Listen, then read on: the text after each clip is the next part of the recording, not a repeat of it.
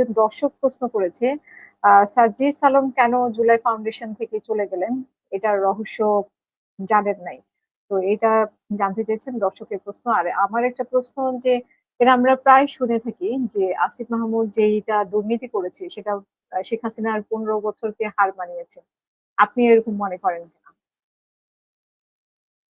আপনি মাইক্রোফোনটা অন করতে হবে।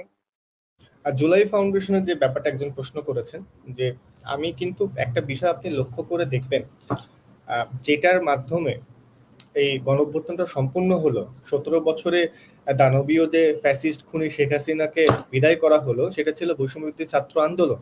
এই সংগঠনটা আপনি কি এখন দেখছেন এই বারংবার সংগঠনের কমিটি বিলুপ্ত করা হলে এখন একটা উপদেষ্টা কমিটি করে দেওয়া হয়েছে, মানে কোন রকম রুগ্ন ভাবে আছে, বেঁচে আছে কোনো মতো। এটা আমার মনে হয় এনসিপি বলতে ঢাকা ইউনিভার্সিটি যে সিন্ডিকেটটা ছিল, ওরা চাই এটা যাতে ফাংশনাল না থাকে। এখন এটা কি শুধুমাত্র ওদেরই ইচ্ছা নাকি বহির্বিশ্বের কোনো একটা মেকানিজমের মধ্যে আছে, এটা অ্যাকচুয়ালি আমার দ্বারা বলা সম্ভব না। তবে আমি এটা নোটিস করেছি, আমার মনে হয় সেক্ষেত্রে ওদের স্বেচ্ছাচারিতা, এটা শুধু স্বেচ্ছাচারিতা নয়, ইন্টেনশনালি চাই জুলাইকে নিয়ে যতগুলো সংগঠন ছিল, স্পেশালি বৈষম্য ছাত্র আন্দোলন, ওরা চায় এটা ফাংশনাল যাতে না হয়। ওরা মনে করে এখনো কেউ যদি জুলাই এর এই এই যে প্ল্যাটফর্মটা আছে বৈষম্য ছাত্র আন্দোলন, এটাকে নিয়ে যদি কেউ যদি অনেক ভালো পারফরমেন্স করে ফেলে, জনগণের কাছে পৌঁছাতে পারে, সেক্ষেত্রে হয়তো ওরা আবার বিভিন্ন প্রশ্নের সম্মুখীন হতে পারে। এবং জুলাই স্মৃতি ফাউন্ডেশনের যে কথাটা বলেন, এখানে সারজিৎ ছিল কেন চলে গেল,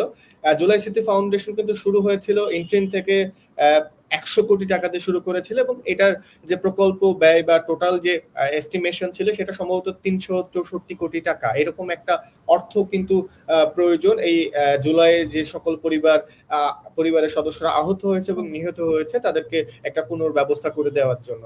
তো ওই সময় কিন্তু আমরা শুনেছি বিভিন্ন রকম দুর্নীতি, এবং ওই সময় মনে হয় আমার জানা যতটুকু মনে পড়ে যে জুলাই শহীদ স্মৃতি ফাউন্ডেশনের সিইও হিসেবে ছিল মীর মুগ্ধ, যে শহীদ মীর মুগ্ধ ভাইয়ের ছোট ভাই বা যমজ ভাই, স্নিগ্ধ ভাই। ওই সময় কিন্তু আমরা শুনেছি যে কিছু দুর্নীতি হয়েছে এবং টাকা পয়সার স্বেচ্ছাচারিতা বা নিজেদের মতো খরচ বা হিসাব দিতে পারছে না, এরকম কিছু জিনিস শুনেছি। এখন আপনি দেখেন জুলাই স্মৃতি ফাউন্ডেশন বা এই ফাংশনাল যে বিষয়গুলো ছিল, এগুলো সবসময় তাদের দ্বিতীয় সারি যে সকল অনুজ আছে, লিডাররা আছে, তাদেরকে দিয়ে রেখেছে। কিন্তু এটার ভাগিদার কিন্তু সবসময় তারা হয়েছে, বাট সবসময় নামগুলো এসেছে ওই কমিটিগুলোতে যারা ছিল। তো ওই কারণেই হয়তো সার্জিস ওই এটা ত্যাগ করেছেন, জুলাই স্মৃতি ফাউন্ডেশন। আর একটা লাস্ট প্রশ্নটা করেছিলেন, আমি ওটা যদি আরেকবার রিপিট করতেন। অনেকে বলে যে আসিফ মাহমুদের দুর্নীতি এত বেশি যে শেখ হাসিনার 15 বছরকেও হার মানায়, এরকম একটা বক্তব্য দুর্নীতির মাত্রা কম্পেয়ার আমি করতে চাচ্ছি না এবং পরিমাণ দিয়েও কম্পেয়ার করতে চাচ্ছি না। দুর্নীতি 1 টাকা হলেও দুর্নীতি এবং 100 কোটি হলেও দুর্নীতি।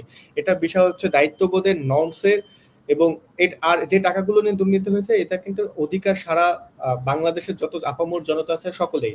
তো এই 18 কোটি মানুষের হক মেরে দিয়ে কে বড়লোক হবে, এটার বিচার যদি পৃথিবীতে না হয়, আল্লাহ হয়তো করবেন বা স্ব ধর্মে যারা আছে সেটা করবে। বাট এটার একটা সময় কিন্তু তাকে এটার সম্মুখীন হতেই হবে, এবং এইটা যখন জনগণের কাছে এটা বিতৃষ্ণায় পরিণত হয়ে যাবে, তখন কিন্তু জনগণ এটারও বিচার চাবে। এই সিম্পেথি পিরিয়ডটা কিন্তু আস্তে আস্তে ফেক হয়ে যাবে, ফিকে হয়ে যাবে। তখন কিন্তু এটার প্রশ্নের সম্মুখীন কিন্তু এই যারা ছাত্র উপদেষ্টা ছিল তাদেরকে হইতে হবে, যারা এর সাথে সম্পৃক্ত ছিল। এবং একটা সবচেয়ে দুঃখের বিষয় কি আপনি জানেন, এই হাতে গোনা কয়েকজন সমন্বয়ক এবং উপদেষ্টা যারা ছিল ইন্টারিমের সময়, এবং ইন্টারিমে তাবেদারকে কাজে লাগিয়ে বিভিন্ন রকম ব্যবসা বাণিজ্য তদবির করেছেন, তাদের জন্য আমাদের মতো যারা সাধারণ শিক্ষার্থীরা আছে তারা অ্যাকচুয়ালি প্রশ্নবিদ্ধটা হয়। সবাই নাম ধরে প্রশ্ন করে, নাজমুস সাকিব তোমরা হচ্ছে এই বিভিন্ন রকম দুর্নীতিতে জড়িত হয়ে পড়ছো। তো এটা আমাদের অ্যাকচুয়ালি কষ্টের বিষয়। এবং আরো একটা বিষয় আছে, এই যে আমরা যারা আজকে কথা বলছি, আমাদের মতো সাধারণ যারা আছে, নগণ্য শিক্ষার্থী যারা আছে, বিভিন্ন কোন রকম প্ল্যাটফর্মের সাথে যুক্ত হলে যাদের ব্যাকএন্ডে কোন রকম রাজনৈতিক দল নেই, তাদেরকে আবার ওরা মানে ইন্টেনশনালি বিভিন্ন রকম ভাবে বিভিন্ন বিষয় ফিকে বিষয় নিয়ে, মানে অবান্তর বিষয় নিয়ে তাদেরকে প্রশ্নবিদ্ধ করার চেষ্টা করে, এবং প্রশ্নবিদ্ধ করতেও পারে। কারণ বাঙালির কাছে, আমাদের কাছে এখনো নাম্বারসটা ম্যাটার করে। সো আমাকে নিয়ে কেউ একটা ভুল একটা কথা বলার পরে যখন 100, 200, 1000, 2000 কমেন্টটা পড়ে যাবে, অন্য যারা অডিয়েন্স দেখবে তখন মনে করে আসলেই হয়তো আমি দোষী। তো ওদের জন্য ওরা যেমনকি আমাদেরকে প্রশ্নবিদ্ধ করেছে, ঠিক বিপরীতভাবে আমরা যারা ওদের বিরুদ্ধে কথাগুলো বলি, ন্যায়ের পক্ষে কথা বলি, বিভিন্ন রকম অসঙ্গতি নিয়ে কথা বলি, তাদেরকে ওরা বিভিন্নভাবে তারা যখন এটার সম্মুখীন চলে আসে, তারা তখন মেটিকুলাস ডিজাইন করে আমাদেরকে প্রশ্নবিদ্ধ করার চেষ্টা করে, এবং তারা অনেকাংশে সফল হয়, কারণ একটা বড় সমর্থক গোষ্ঠী বা বট বাহিনীর মতো একটা বড় একটা বাহিনী কিন্তু তাদের রয়ে গেছে, এবং সোশ্যাল মিডিয়ার মাধ্যমে আমাদেরকে ওইভাবে প্রশ্নবিদ্ধ করেও ফেলে।